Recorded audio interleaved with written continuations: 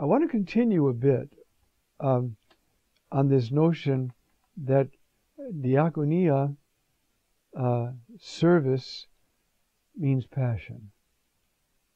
The service that Jesus performed in washing their feet. You see?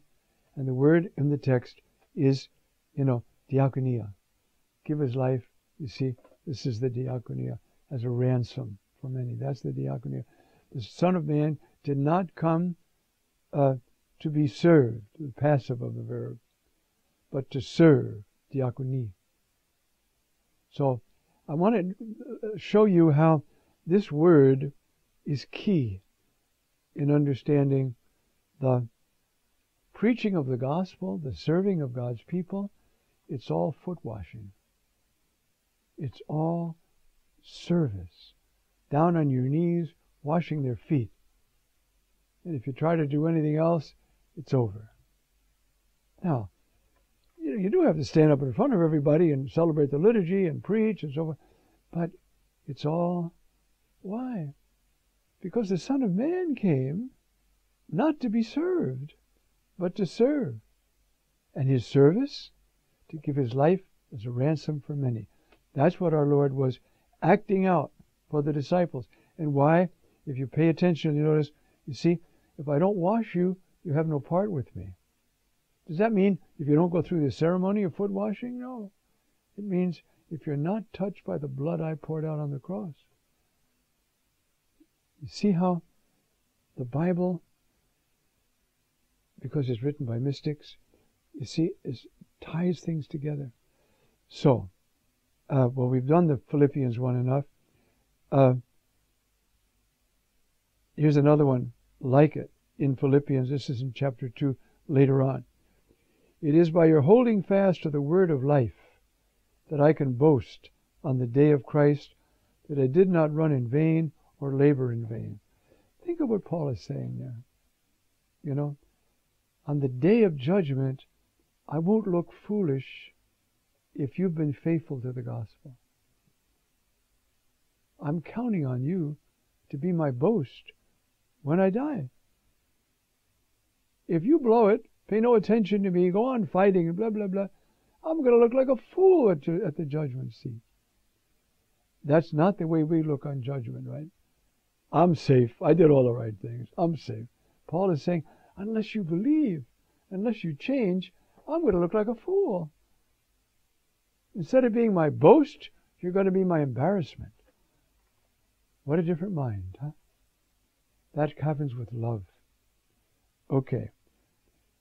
So it is by your holding fast to the word of life that I can boast on the day of Christ that I did not run in vain or labor in vain.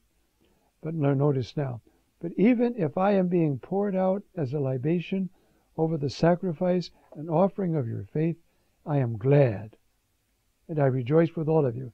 He's in prison, or looking forward to prison and death. And in the same way, you also must be glad and rejoice with me. Then, generosity with money is a participation in the passion. I mean, not if you give a dime, but if you hurt.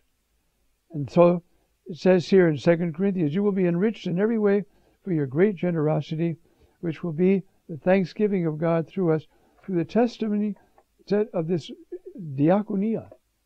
The diakonia of your liturgy is taking up this money. Do you see how? Yeah, sure. I mean, here's $50. I can help the poor. And Jesus is saying, I was poor and in wherever, and you gave $50 to help me out. Oh, I am ever glad I did that. It's Jesus who's thanking me. You see I'll tell you a story here. And this is a diakonia and a sacrifice. Mother Teresa tells it. She had one bowl of rice in the house. That's all she had. And a woman came to the door, a Hindu woman, and said, I haven't had anything to eat for 2 days, and I have this baby who hasn't eaten. So Mother Teresa took the rice and gave it to her. She turned right around and split it in half and gave half to another woman in the same situation. Now that's diakonia. And so when she dies, that woman is going to hear from Jesus, the Lord, the King, the radiant center of the universe. I was starving and my child was starving, and you gave me half of your stuff. So come in. Okay.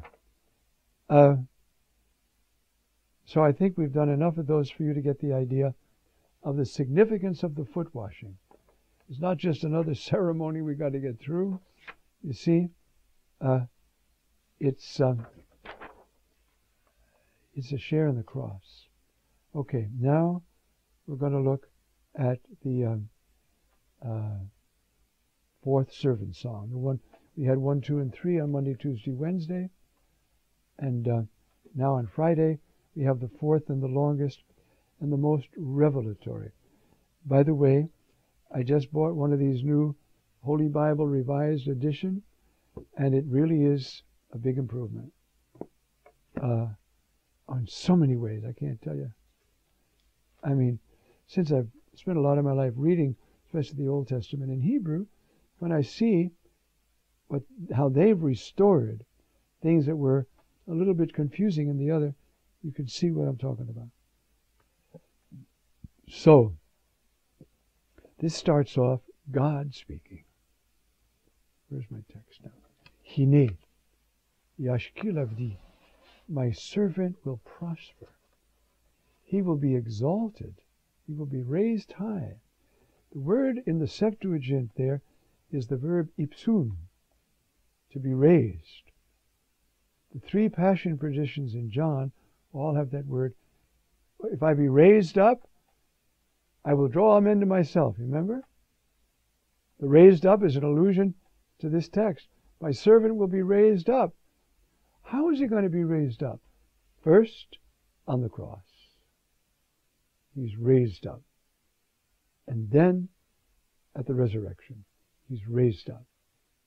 That's why the text I just quoted from Philippians, therefore God exalted him, that very word.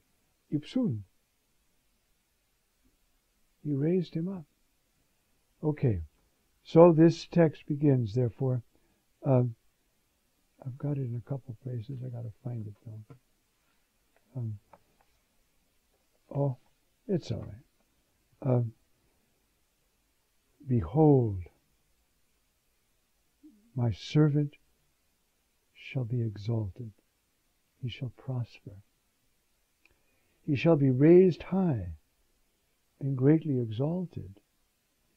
Even as many were amazed at him, so marred were his features beyond that of mortals, his appearance beyond that of human beings. He's going to be exalted, but he's going to be marred beyond recognition. Now, who is this?